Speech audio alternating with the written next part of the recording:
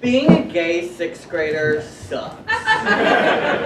It was particularly bad for me in Mississippi in 1985.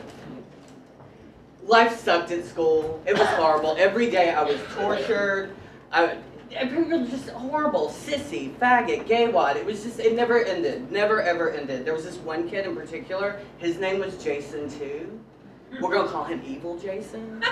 Evil Jason would come to find me every day at recess. And he'd pick me up over his head and he'd body slam me. And then he would turn around, sit on me, and fart. This was not the life that I thought I should be living.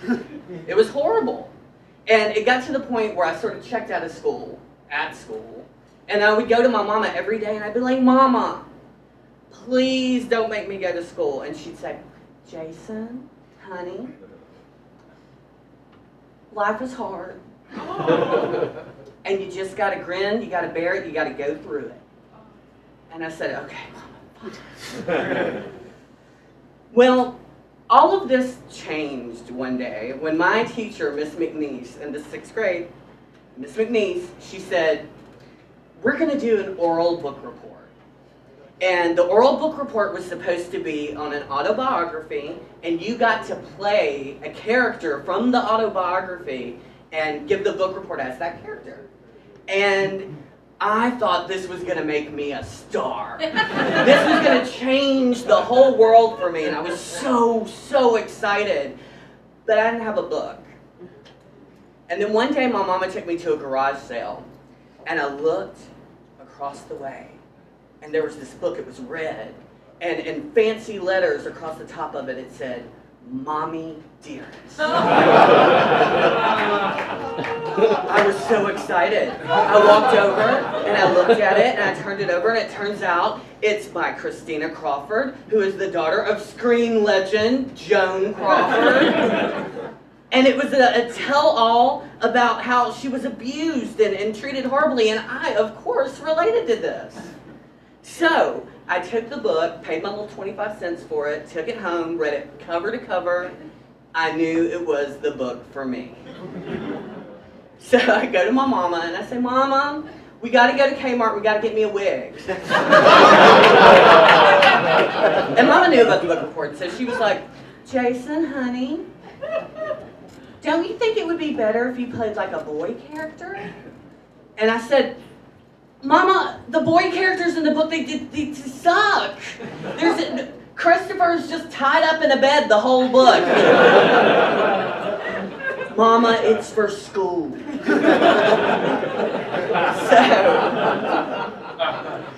I get this busted blonde wig from Kmart, and much to her chagrin, I go into her closet, pull out, you know, the high heels, get a little dress, and then I go to school. And Miss McNeese lets me go down the hallway to the bathroom, and she lets me get dressed. So I get dressed, and I put my little thing on, put my busted curls on, look in the mirror. You are fabulous. And then I turn around and walk to the door. I put my hand on the doorknob, and I go, this is the dumbest thing you have ever done in your entire life. What were you thinking? This is insanity. They're going to crucify you. You can't do this. And then I hear in the back of my head, Jason, honey, this is what we do. Life is hard. You just get through it. You just walk through it. So I said, okay, I'm going to do this. So I opened the door, and I looked down the hallway. And you know how, like in horror movies, when the hallway gets really long? That's how I felt in that moment. Hallway's really long, and I start to walk through the hallway. My high heels are down. And I think, I am Christina Crawford. I am Christina Crawford. I started to get a little more, you know, confident about the whole thing. And then I am Christina Crawford. I am Christina Crawford. By the time I got to the door, I was Christina Crawford. I opened that door. I looked at all those people that call me sissy and faggot and gay wad. And I said, I am Christina Crawford. And you're very lucky I'm here today because I'm a very busy woman. And then I launched into my book report.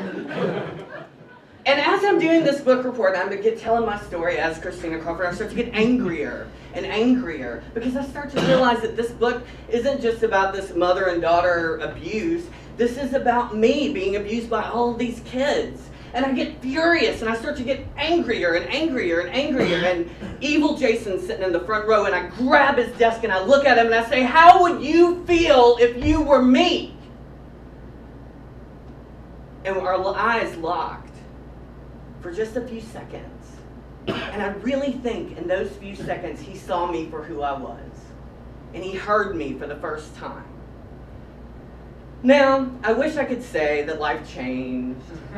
And life was wonderful after that. It was fairies and roses and unicorns, but it wasn't. But I walked away from the experience knowing that I was going to be fine. That life was going to be just great. And I got an A on my book report.